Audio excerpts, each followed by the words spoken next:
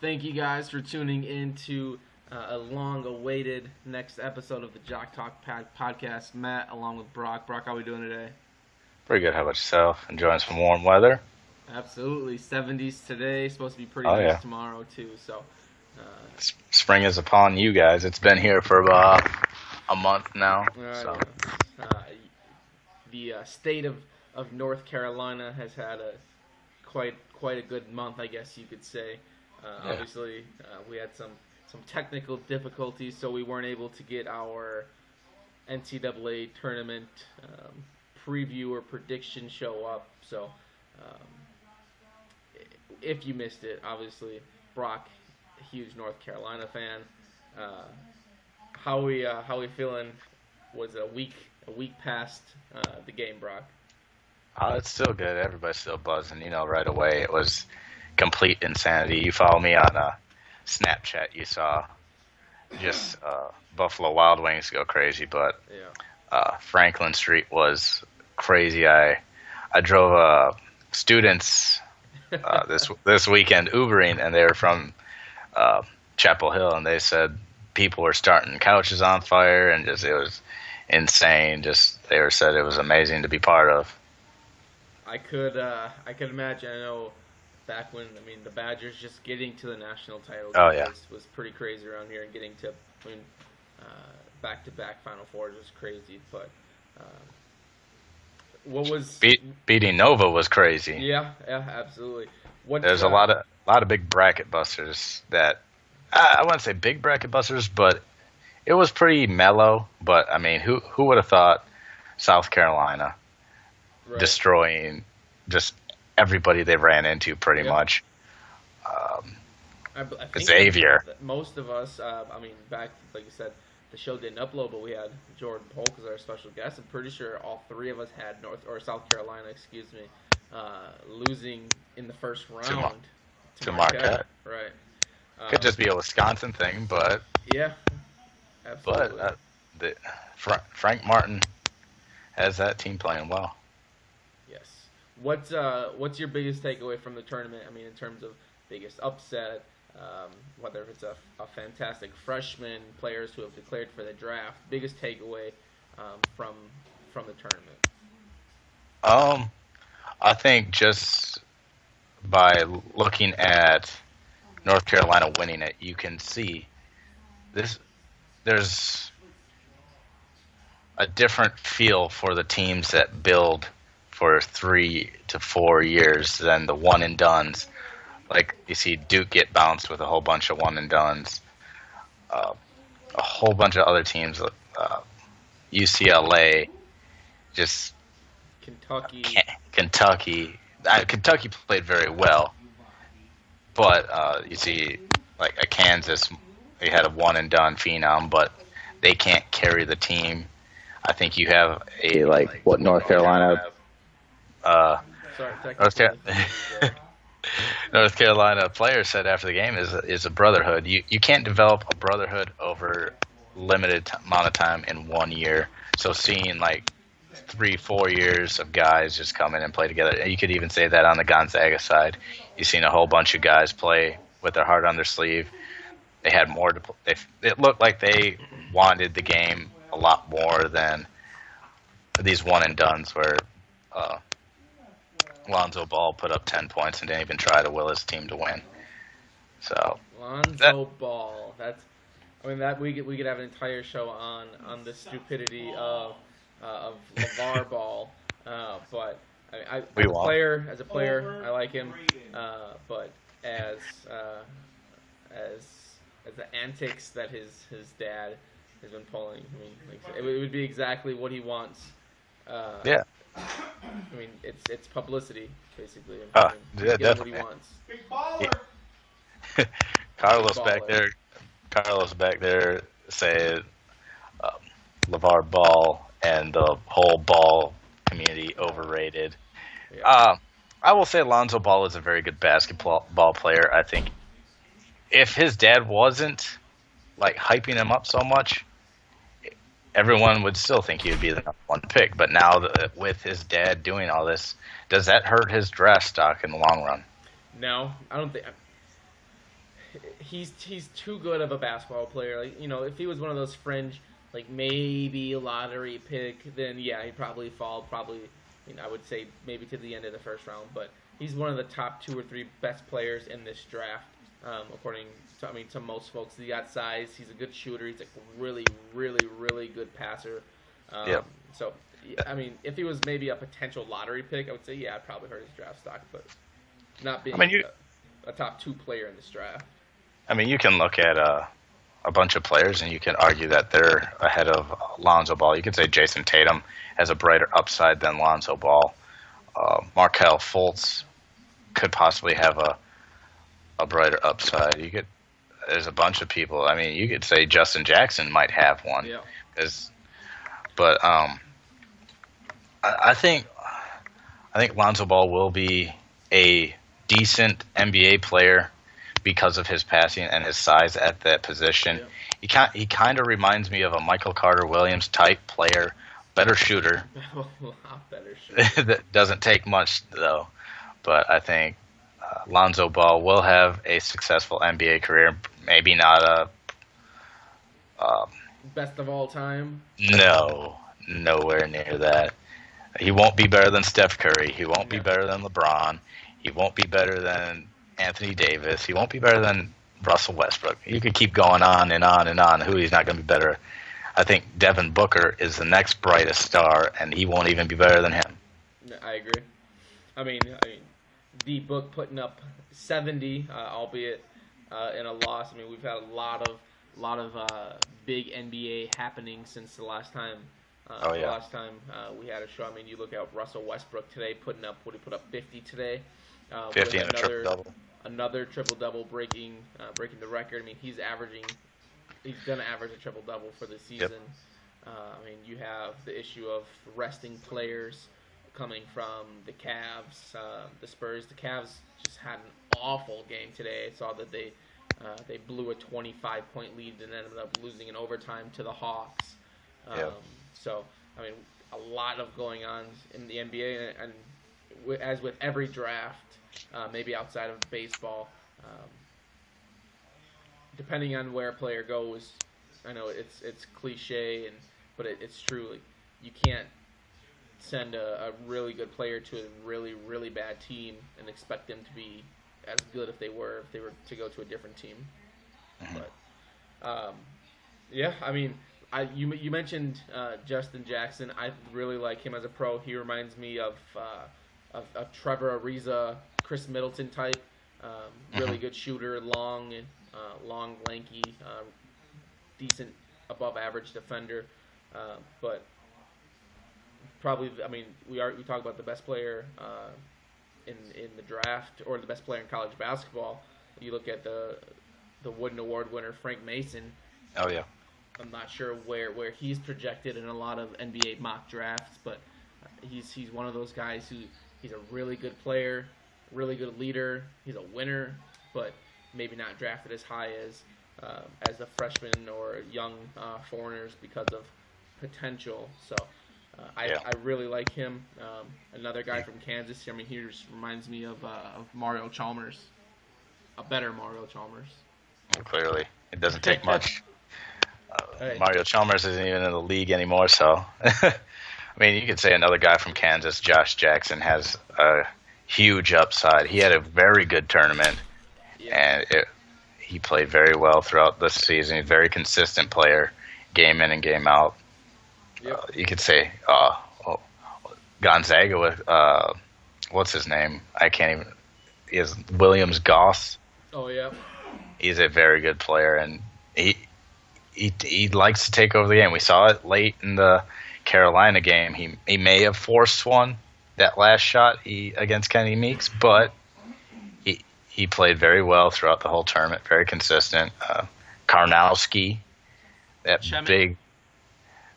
big man, he made a lot of those Carolina players look like just little bitty ants. Yep.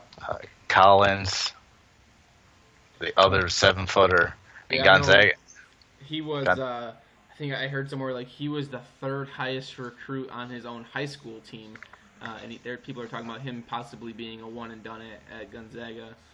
So go from being the third best player on your own team in high school to being possibly a first round pick in the NBA is pretty crazy to think about. And I mean, it goes to show recruiting maybe isn't all that it's cracked up to be. I mean, we talk about every year low-level recruits ending up being stars in the NBA. I mean, you mentioned Steph Curry, but then you also have guys like Kawhi Leonard who weren't overly recruited and having to go somewhere like San Diego State. But you could even say James Harden. Yeah, absolutely. But the draft it's a glorified crapshoot.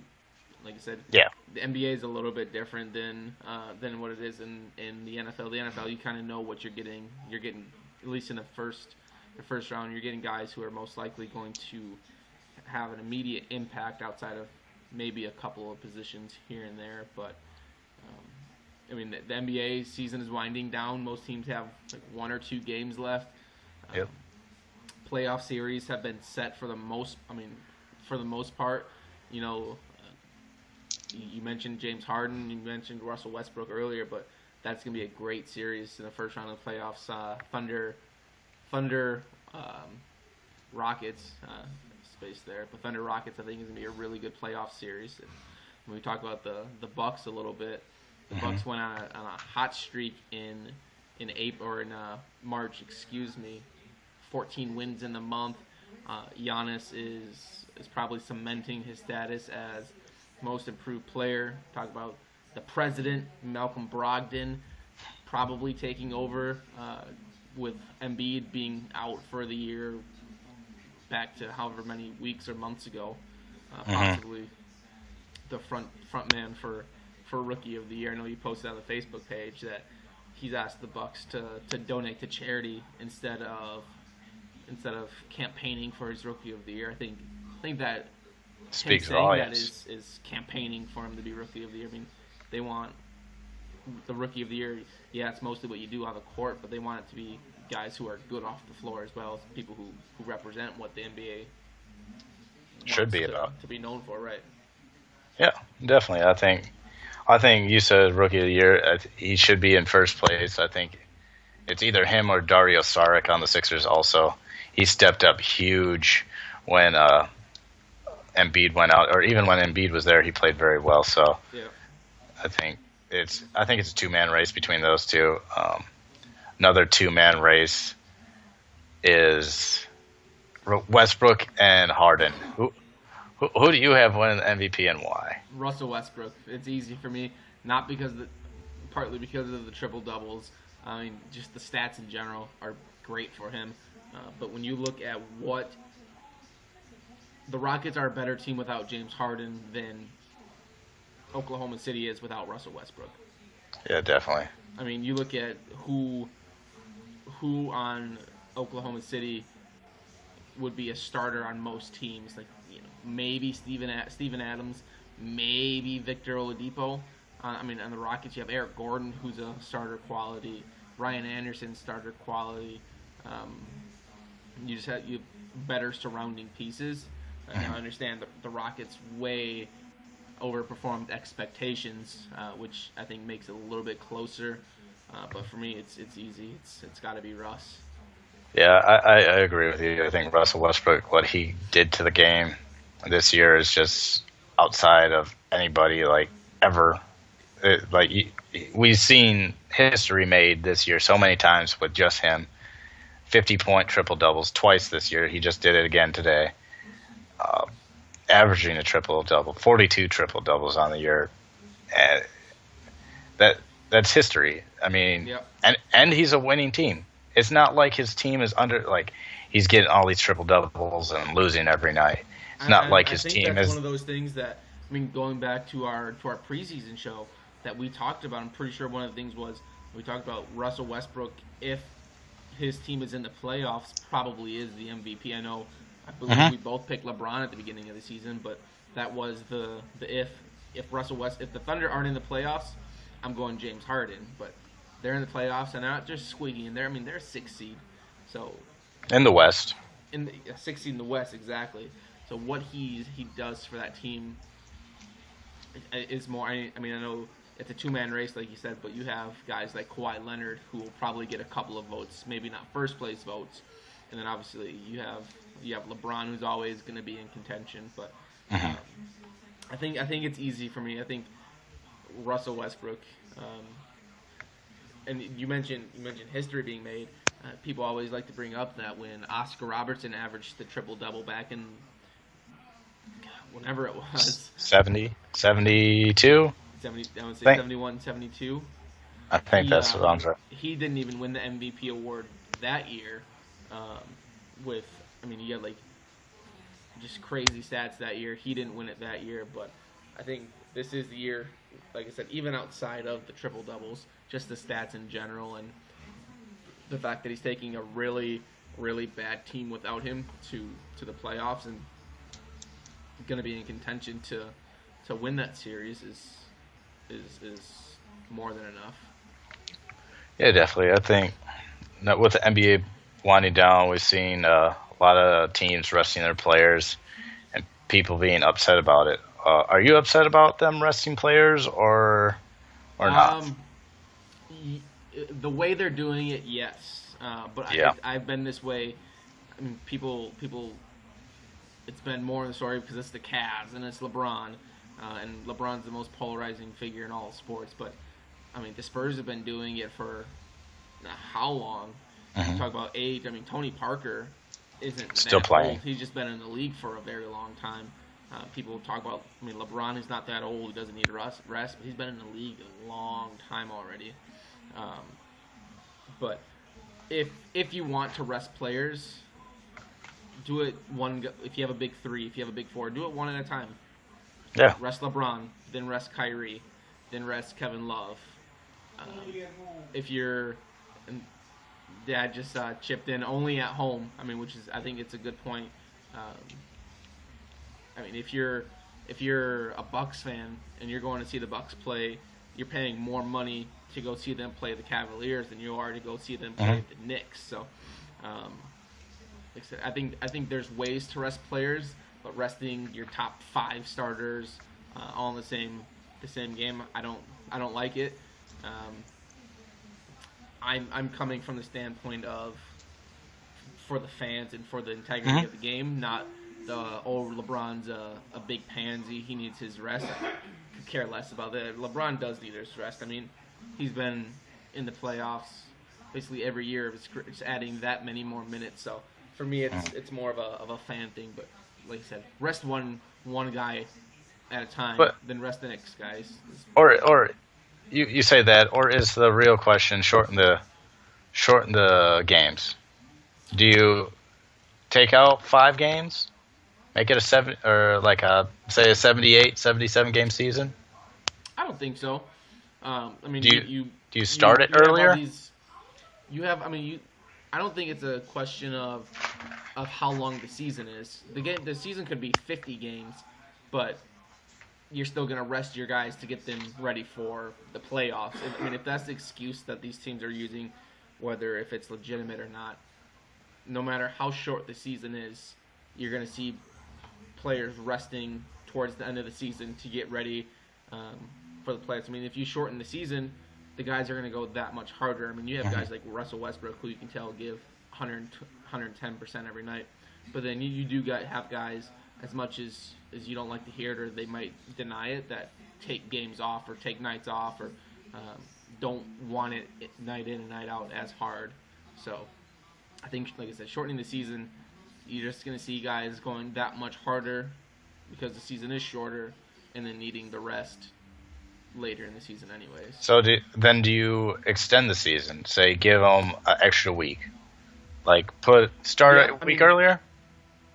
And I know it's been a hot topic, but less back-to-backs or I mean 3 and 5 days. Right. So I mean extending the season, I don't see why not, but I don't think shortening the season in terms of amount of games played does anything to fix this problem. Definitely. We were talking about the draft earlier and how NBA, you say, is different than the football draft. Is that here's a one question? Is that reason because you can be one and done and you don't build your body like you do in college football? Because you're 18 years old, you're still building in your body. You stay another year, you're pretty much built into your body after your sophomore year. Is that why you can see rookies have such an impact compared to rookies in the NBA that have minimal impact 90% of the time? Yeah, I mean, absolutely. I think that is. I mean, like you said, you hit it right on the spot. You didn't really give me anything to rebut there, but I mean, like you said, it's just these young guys coming to the league. I mean, you'd never hear about guys who are able to come out after their, if it was a thing in college football, coming out after your freshman year or going straight from high school to the NFL. It's just a different game. I mean, you see maybe one guy every 15, 20 years who could go from being a freshman in college to playing in the NFL. I mean, you look at guys like Randy Moss or Adrian Peterson, guys like that. Yeah, they probably could have been successful in the NFL if they came out earlier. But I mean, look at what Randy Moss did, staying for a couple years. Look what Adrian Peterson did after staying. So, like I said, I think a lot of the NBA teams, they're drafting on potential, whereas in the NFL, you're drafting guys to win now. Yeah, exactly. Outside of the rosters being a lot smaller, I mean, could you imagine if the NBA draft was even 3 rounds? You don't have enough talent to have guys in the second round really make an impact. I mean, outside, you have Isaiah Thomas and Draymond Green, but even the second round in the NBA is almost a joke now. True. I only bring that up because I saw ESPN had a thing on the 76ers saying Ben Simmons has grown almost 2 inches this past year and is nearly 7 feet tall. So that's just, if he would have stayed in college, he's a 7-foot point guard. Yeah. So it's like, it's just, I think they do need to change the NCAA rule. For college basketball, you need to play at least 2 years. I think the one and done, it not necessarily ruins the game, but it doesn't get you prepared for the NBA like a 2-year or 4-year student. Yeah, I mean, and you hear a lot of it's a lot of the older NBA players, or not players, but like the Charles Barkley type and like older NBA players that are now commentators about how the game now is not as good as it used to be because players are coming out, like you said, before they're ready. They don't know the small things about the game, the passing, the moving without the ball, the small things that make the really great players great. Yeah, they base it off video games. Look at De'Aaron Fox. Yeah. He's a good player. Don't get me wrong. He's a very good player, very shifty, speed, can do a little bit of everything. But if you have to base it off a video game as how you learn the game, that you might have a problem playing in the NBA for real. A little bit. I mean, like I don't know if I agree about the whole you have to stay in school for 2 years. For me, you would see a lot more Brennan Jennings, I think. Guys who skip college, go overseas, find ways around the rule. Yeah.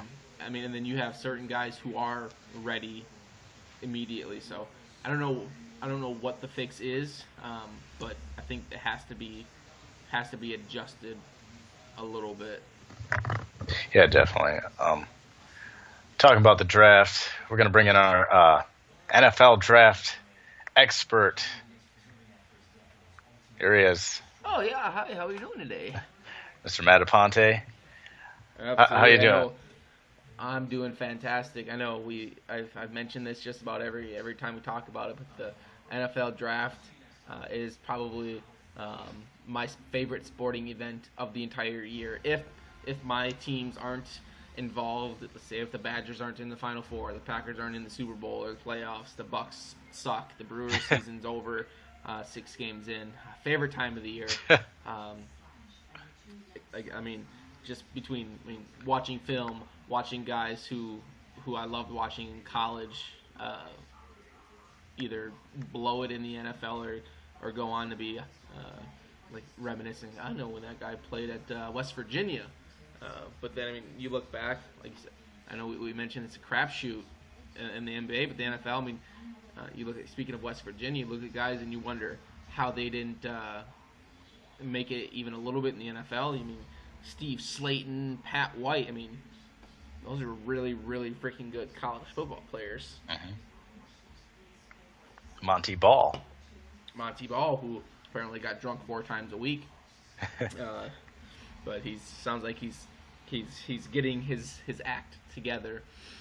But then you have like the anti-Monty Balls. You look at James White, who, if Tom Brady didn't do Tom Brady things in the Super Bowl, is the MVP. I mean, he was a really good Wisconsin Badger, but I don't think anybody thought he was going to be having one of the best Super Bowls by a position player ever. Definitely. But yeah, I mean, we have 18 days until the draft days started. For the first time since I started working at my new job, I mean, 6 months ago, I'm requesting time off so I can watch the draft in almost its entirety. So I'm really excited. We were talking about it before the show. I have my 3.5 round mock draft version 1.0 done. I've done a bunch of 1-round mock drafts, and the future is looking bright. If there's any teams out there looking for a GM, I am available. I am available. I mean, I'll just leave it at that. When the Cleveland Browns come calling, might have to pack it up and move to Cleveland. You might have to do it. I mean, I looked at your draft. I'm sure we'll at least post the first round on Facebook and Twitter. Yep. Like it on Facebook. Share it with your friends. Comment on it. See what you think. You think Matt got it right?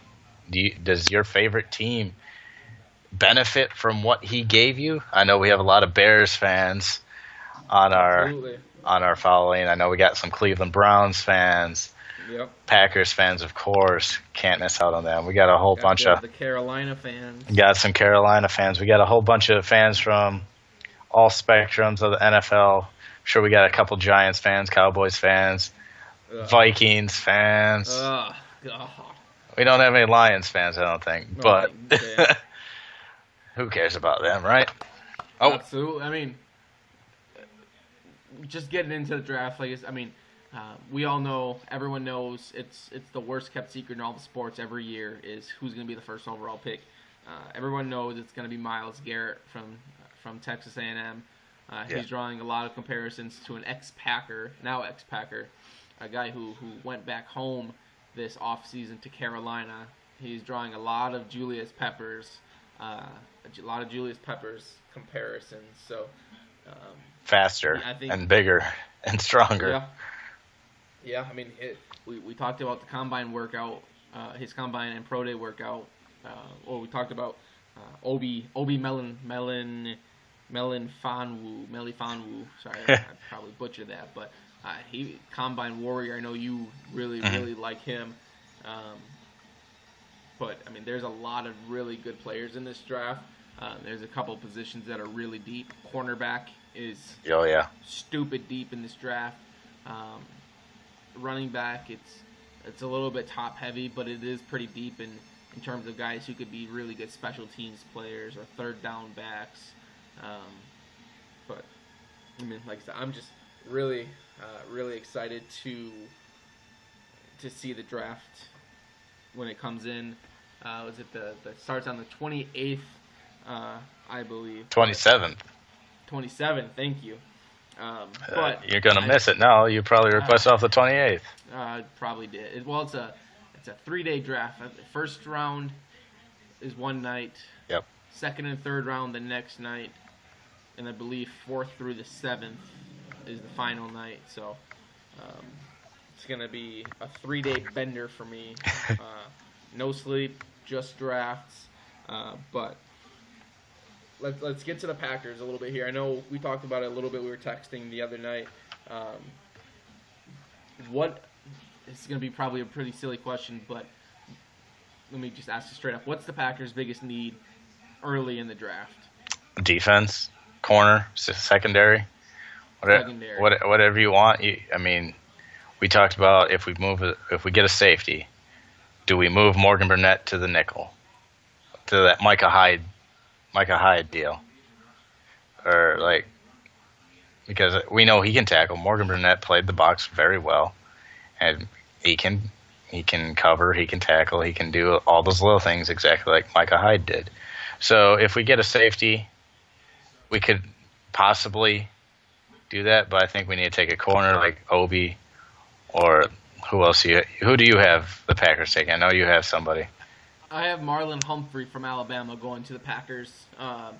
Actually, I believe have their first 2 picks I have being a cornerback, and then a guy, like you said, he's probably best off playing the nickel or some sort of a hybrid safety corner role at the next level, but he's a really good cornerback in college. So I have corners being picked in the first 2 rounds. But where I was trying to get with the question, if a top-tier player at a skill position drops to the Packers, say there's a really good cornerback on the board or a really good safety on the board. Say Jabril Peppers is still there, but then you have a guy like, I know we were talking about, like a guy like Corey Davis or a guy like Dalvin Cook falls to the Packers. What do you do in that situation?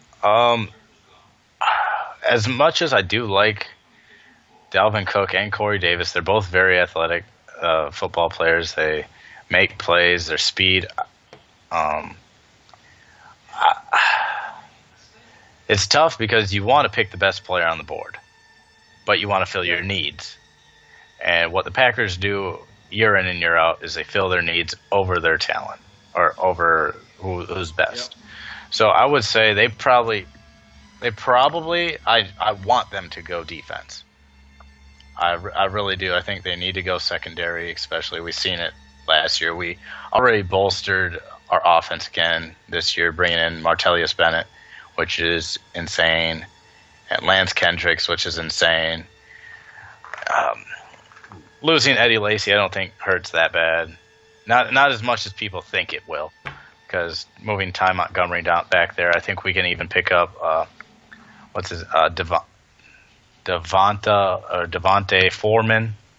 Deontay Foreman? Yeah, in the 2nd round or 3rd round.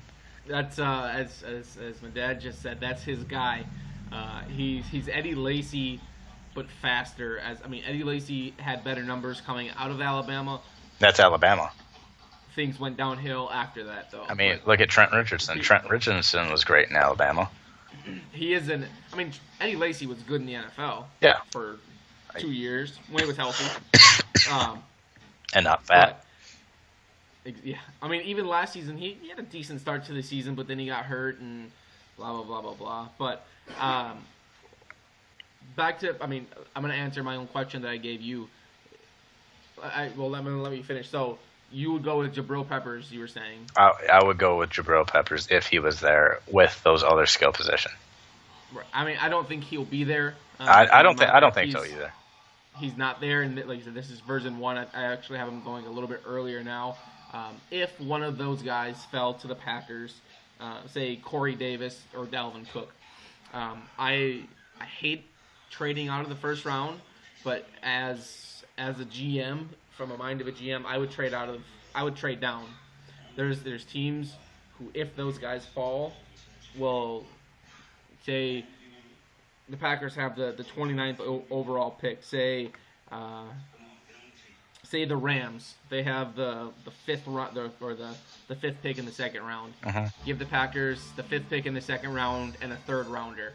You're going to get the same talent with the 5th pick in the 2nd round that you're going to get at the 29th pick in the 1st round. As much as I would hate to see that, like I said, Dalvin Cook, I'd probably pick him over the need at corner or safety. But if it's a guy like Corey Davis, where the Packers are deep at wide receiver, or if it's a guy like O.J. Howard, a tight end, or he won't David be there. Njoku, right, I mean, neither guy will be there, but for whatever reason, if they slip, I trade down to the beginning of the second round, when that gets you a high second round draft pick on top of probably adding another either a third or a fourth round draft pick. And like I said, with how deep this class of cornerbacks and safeties are, I trade out of the first round as much as I would hate it. What I don't want to see, I believe we were talking during the draft last year. We had was it the pack for Jack, Miles Jack falling to the Packers. Kenny Clark looks like he could be a really good player. Showed some bright signs, but I just don't want to see that again this year. I don't want to see a guy who, because he has questionable either off the field or injury issues, I don't want to see them miss out on that to get a guy who maybe has potential. I mean, you look at the Packers' last couple drafts haven't been very good outside of a couple players here and there, but you look, Dayton Jones a couple years ago was their first round pick, and I mean, he's not even on the team anymore. So, okay, yeah. You said that you want the Packers to draft despite all of off-field issues, injuries, and all that. Just draft on. So this brings me to my next question. Joe Mixon. A lot of news surrounding him with the whole video of him beating a girl, whatever, and his draft stock has fallen. He's probably top 10 pick, you would say? I don't know if I would go top 10, but he's definitely a first rounder if that doesn't happen. I mean, you mentioned his draft stock fell hard, but I mean, you see it. His tape, the way he ran at Oklahoma speaks for itself. His combine workouts are way better than even expected. I mean, I've heard, we talked about it again the other day, mumblings of him sneaking into the first round. I don't think that happens, but I think he's a early to mid, probably second round draft pick. So he's my 1A, 1B. I have two favorite running backs in this draft class. He's 1B. Only based on talent, and you're keeping the off-field issues out of your mind on this one. I see. Absolutely. When we talked about it, I sent you a picture of a draft that said Packers with the 29th overall pick Joe Mixon in the first round. I mean, if that doesn't happen, that's a great pick. If all the off-field issues don't happen, that's a great pick. It just raises questions, and maybe some fans. I know Green Bay, we usually try to steer away from all the off-field issues. We don't want that to happen. But, I mean, as of late, we've had a few players that are fan favorites that have slipped up. Geronimo. Sam Shields. Got a few on there that I think theirs isn't as extreme as a Joe Mixon case, but it does raise fans' eyebrows at least. Like, oh, we're supposed to be the example of what the NFL is. I wouldn't. Fans are so. Speaking even about myself here, fans are. What have you done for me lately? And by that I mean, if the Packers draft Joe Mixon in the first round, probably people aren't going to be happy at first. Say he runs for 1,000 yards and the Packers win the Super Bowl. Fans love Joe Mixon then. Or say Joe Mixon runs for 1,000 yards and the Packers just get to the playoffs. Fans love Joe Mixon then. But it's as a fan, like I said, it's a what have you done for me lately? If they draft Joe Mixon and he's a bust, it's a I told you so. You shouldn't have brought that bum to Green Bay. You're a woman beater, this, that, and the other. So your performance has to warrant taking the risk. And with a guy like Joe Mixon, Yeah, he's got the questionable off the field issue, but can your performance is it worth the risk? I think for a guy like him, I probably don't draft him in the first round, just because, like I said, it's a pretty deep running back class, but definitely first round talent. Yeah, I mean, I could see him slipping just because of that. It's just like Laramie Tunsil did when that picture of him with the gas mask, he fell. He fell 10 to 12 picks. He was a top 2. He was a top 2 or 3 pick. He only fell to like 16 or 17. Yeah, so I mean, it's just people get scared very much, and it's just like, oh, what are the fans going to do? Is he going to be ready? I don't think if Joe Mixon goes to New York, they're going to eat him alive, just because it's New York, and other places it'd be like. It's funny that you mentioned that because the Giants would be a great fit for. I mean, the Giants. Their defense was great last year. Paul Perkins. I know a lot of people like him, but if you can get a guy like a Joe Mixon or one of the top 3 or 4 running backs in this draft, probably pull the trigger. But I mean, the media, I agree, is it would definitely be tough. Yeah, so going to Green Bay or a smaller market team might be better for him to like get a feel for the NFL and the Las Vegas Raiders. I don't think that's going to be very low key. So I wouldn't be against picking him in the second round or even third round if he falls to the third round, which he could possibly do just because. If Joe Mixon falls to the second round where the Packers are picking, it will be. I'll have to think of some kind of a tagline. Pack for Jack. Let's see. Mixon's no Nixon. Draft him. Ted Thompson. Oh. Picks for Mix. Picks for Mix. I mean, if he's there in the second round, I got Packers, it. Go for Joe. There we go. Go for Joe. Oh, go for Joe Mix. I mean, depending on how the draft falls and who else is there in the second round, if Packers don't pick him, I would be extremely upset. Yeah. Like I said, he's my 1A and 1B. Maybe not the best running back in the draft, but my favorite running back in the draft. If Joe Mixon's gone in the second round, do we take a running back then, or do we steer? It depends on how the rest of the draft goes. I mean, if you see guys like, say, Tim Williams, pass rusher from Alabama. He was a projected first rounder. He's got some off the field concerns, some size concerns. If a guy like him is there in the second round with Packers pick, I would probably pick him over certain running backs or,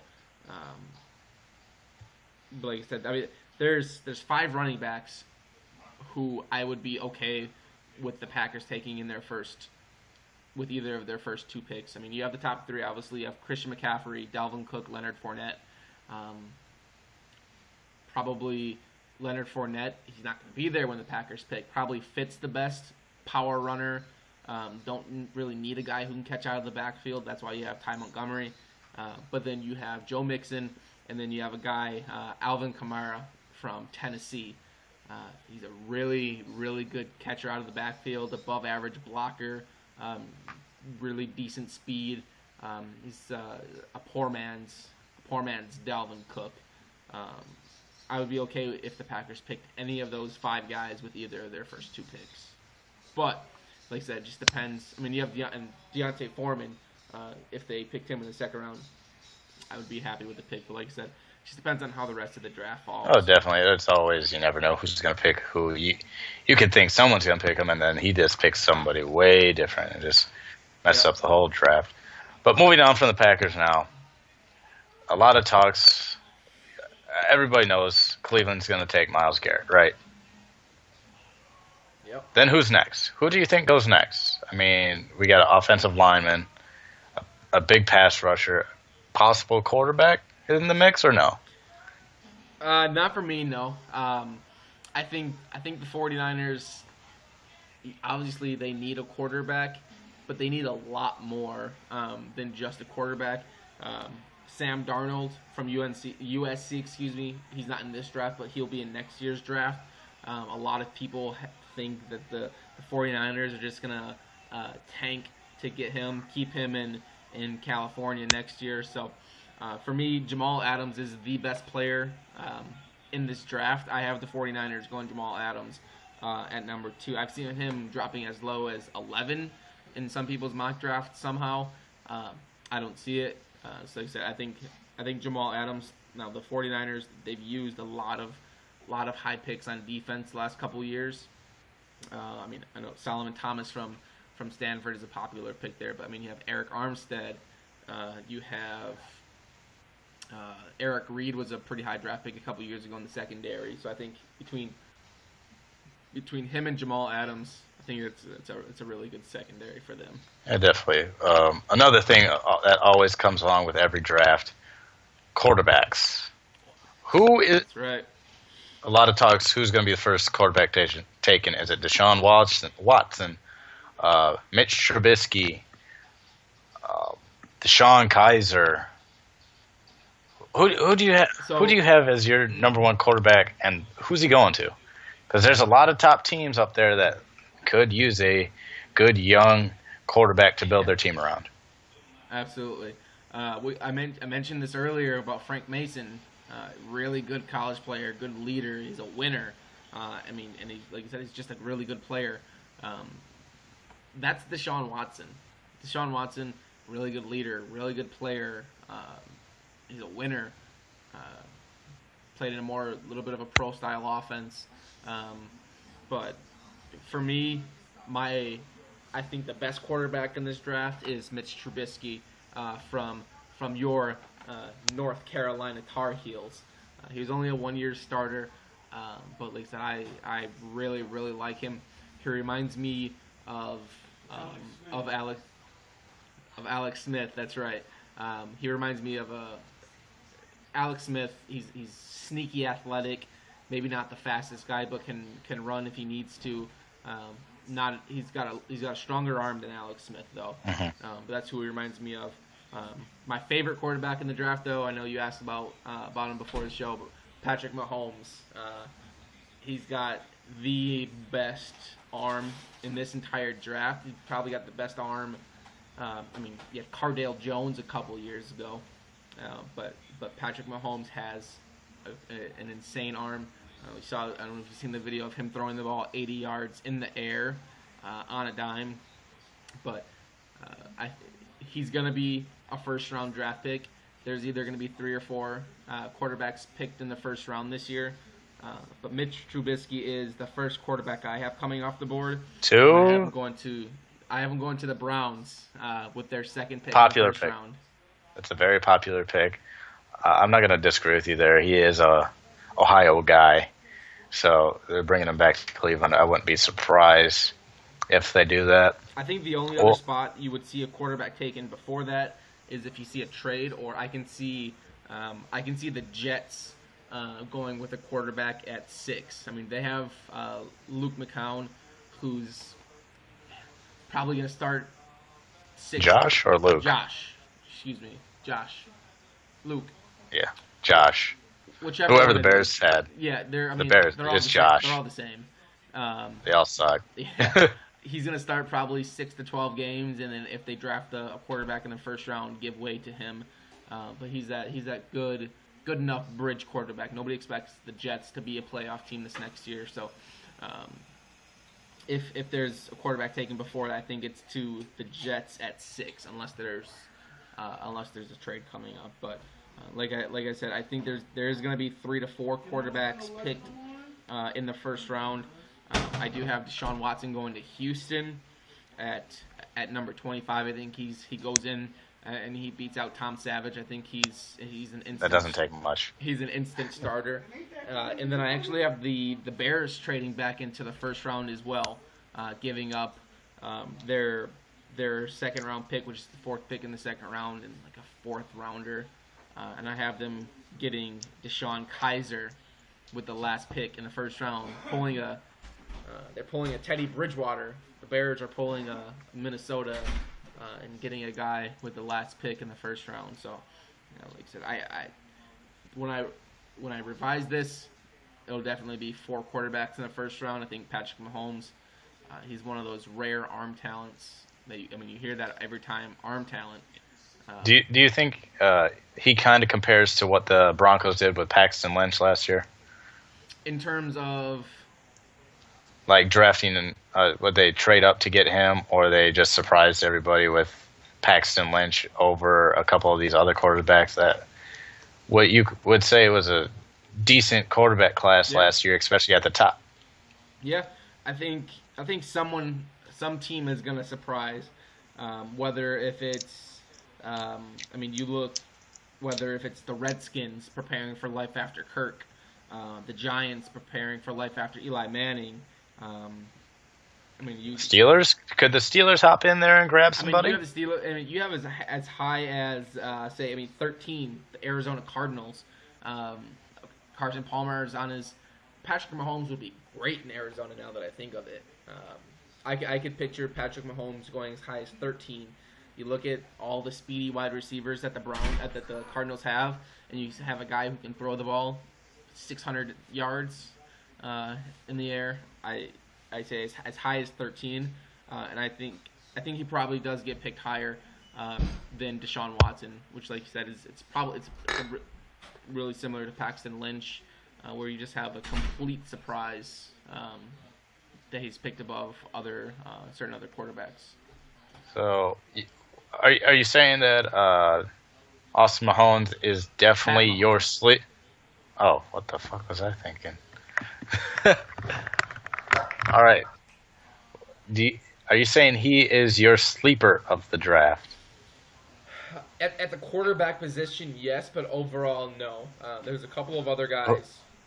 Who is your tops or few sleepers to watch in the NFL draft? So we have a couple guys. I've mentioned his name every single time. He is my favorite player in the entire draft. He's a 6-foot corner. Can play any corner position. He can play the slot, the nickel, inside, outside. He's a tackler, so he's not afraid of contact. Chidobe Awuzie, cornerback from Colorado. My absolute favorite player in the draft. He's going to end up being a probably early or probably mid-second round draft pick. I could only wish he would fall to the Packers in the second round, but it's just not going to happen, unfortunately. But then we have a couple of other guys, maybe not sleepers, as in nobody's ever heard of them, but Rasul Douglas is a cornerback from West Virginia. He's a really big corner, decent speed, really athletic. Is another one of my favorite players in this draft. Excuse me. And then the last guy is a defensive lineman from Charlotte, Larry Ogunjobi, I believe is how you say his name. And then, he's a nose tackle out of Charlotte. I think he's going to be a really, really good player in the NFL. But then, there's a couple of other guys, two guys that remind me of ex-Badger, Chris Borland. You have Ben Boulware. Actually, it's just one. Ben Boulware from Clemson. Really, I think just underrated. Yep. Maybe doesn't run the fastest. He's undersized. He's just got so many things going against him, yet he's a great college player, productive, winner, leader, intense. He reminds me 100% of Chris Borland. I think if the Packers can get him in, say, the 4th or 5th round, that would be one hell of a draft pick. You bring up Borland. I want to transfer into the Badgers. A couple big Badgers in this draft. You got a few in there, but big name, T.J. Watt. Yep. Where do you have him falling? You said falling. I know a lot of people have him late first round, very early second round.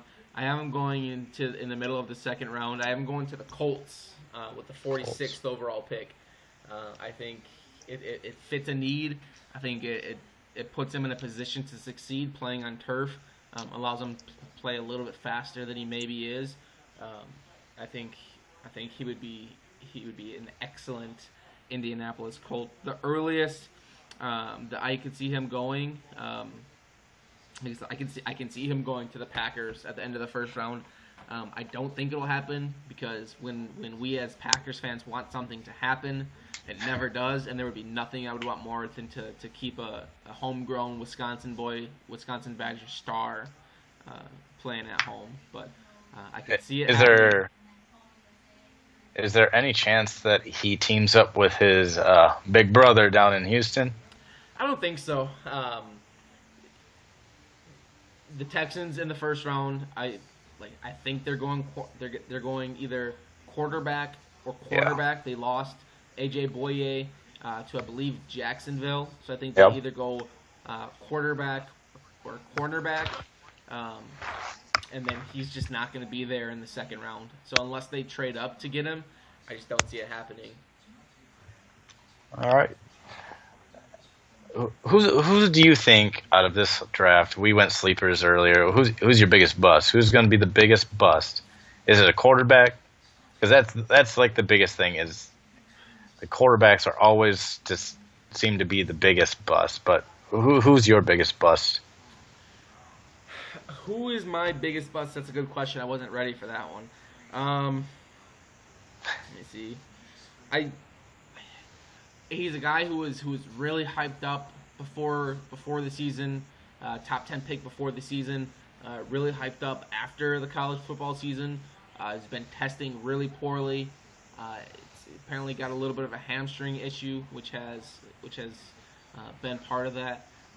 But Teez Tabor, Teez, formerly known as Jalen Tabor, he's gonna fall a little bit.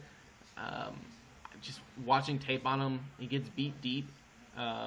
He falls for double moves a lot. I mean, a lot of corners do that, especially young corners. But he reminds me, and let me know if this name sounds familiar, of an ex-Packers first-round draft pick from, I believe, Arkansas State, Ahmad Carroll. Oh God. He was the pass interference king of the NFL, and he's just an awful pick for the Packers. But But is Teez really a bust because he is projected in the second round, maybe even third round, but first round pick? Do you think there's any chance of anybody like being a bust? A couple guys. You might not like this first one. Maybe not necessarily. I don't like using bust, but Jabril Peppers. And the only reason, not because I really like him as a football player, but depending on where he goes, and it just depends on how he's used. At what position he plays, exactly. Really, is like, if they put him at a safety, he might I think he'll excel better at a safety than he will like a corner or linebacker. Right. So, he worked out with linebackers at the combine. I know he worked out with both. Right. I think like a nickel position is probably perfect for him. So I think depending on where he goes and what scheme he's in, and then the other guy is John Ross. He needs. Is he all speed? He needs to bulk up a little bit. He's speed and slants. It seems like those are the only two routes I've seen him run. Speed or slants. Comebacks and just flies. So can he do more? Can he do more than just run? I guess is the main question. All right. Anything else from your draft expertise? Biggest takeaways? One more thing. What's the keys to a very good Green Bay Packers draft? Keys to the Packers draft? That's a good one. Hire me?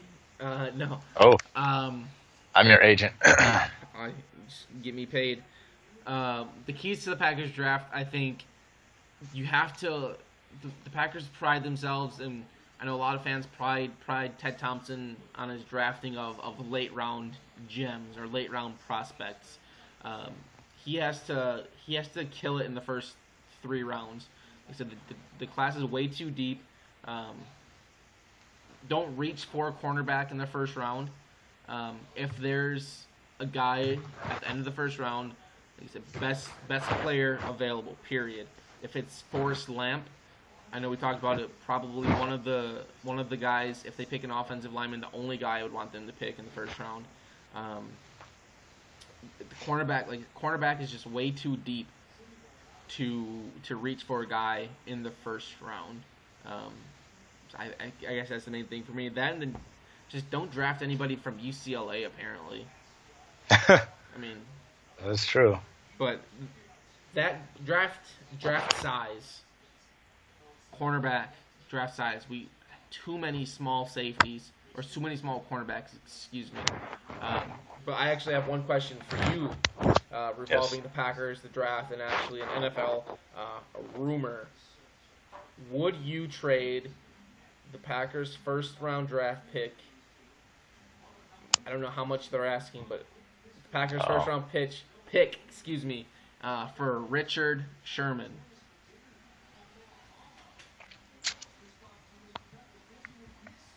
No. Really? No. In an instant. We don't. It's tough to say no because he is a good player. But it's totally different defense. We run more of a man-style defense. It's tough because Richard Sherman can lock down one side of the field, but he doesn't. They play like quarters in Seattle, which Sherman had one quarter, Cam had one corner or quarter, Earl Thomas, and then whoever they had playing the other, and Legion of Boom. Like that's why. But I mean, you put him on an island, man on man. We've seen what Devontae Adams did to him a couple times when they did go man. So I mean, I wouldn't. I think they want a little more than just a first round pick, and what they probably want, I would not give them. If they're asking for, say, a first and a fifth, the Packers have 2 fifth-round picks. He's better than any cornerback in this draft. Clearly, he's an all-pro corner. I know he's getting old. He's getting up there in age, but if they can get Richard Sherman for a first-round pick, I pulled the trigger instantly. It'd be very hard to say no. Would I be against it if it did come along? Probably not. But I wouldn't like to see him in green and gold. But if he did, I would welcome him with open arms. Yeah. Just like Mr. AP, once he brings down his price a little bit, maybe we can snatch him up, right? Yeah, I mean, like I said, there's a lot of good free agents left on the board. So, and I'm assuming there's probably still going to be there before the draft. So, the biggest thing for me is don't reach for a need. Just go best value. Like I said, I am not, as much as I hate saying this, opposed to trading out of the first round because of how deep this class is. But keys to a successful draft. All right. I think that wraps it up for our draft special. Pretty much, we did a little bit of everything, a little bit of basketball. Yeah. But mostly draft preview. We will post Matt's finalized mock draft in the next couple weeks. I'll give we got a post couple version 1 here in the next day or so. We'll just give you the first round so you don't get confused with some of the names, clearly. But like us on Facebook, share us with your friends, follow us on Twitter, subscribe to us on YouTube. We have all our links. If you know us, if you want to be involved, always message us on Facebook, JockTalk WI.NC. We answer as soon as we can. Usually it's pretty quick. I'm usually on my phone at work. Matt. Same. So, exactly. So we'll get back to you as soon as possible. I know we have a lot of questions. A lot of posts have been shared with us. We love it. We always love getting our fans into conversations about Is Zion Williamson the next LeBron James in the league? Shout LaVar out Tim Ball. Tebow. Tim Tebow hitting 2 home runs. Like, comment. We love the conversation. We love hearing from you guys. Again, from Matt and I, thanks for watching. Thanks for supporting. And shout out Dare Ogunbowale. Dare. Big fan, Dare. That's right. Best name in maybe not best name in the draft, but pretty dope name, if I do say so myself. Matt, got anything else to add? That's Carlos? That's anything. Anything else to add over there? Vince Beagle. 4th round draft pick, Vince Beagle. There you go. Heard it here first. Vince Beagle getting drafted by Green Bay Packers in the 4th round out of Wisconsin. Vince Beagle. That's right. All right. Thank you, everybody, for watching again. Like we said, like us on Facebook, Twitter, subscribe, all that good shit. See you probably after the draft. Adios.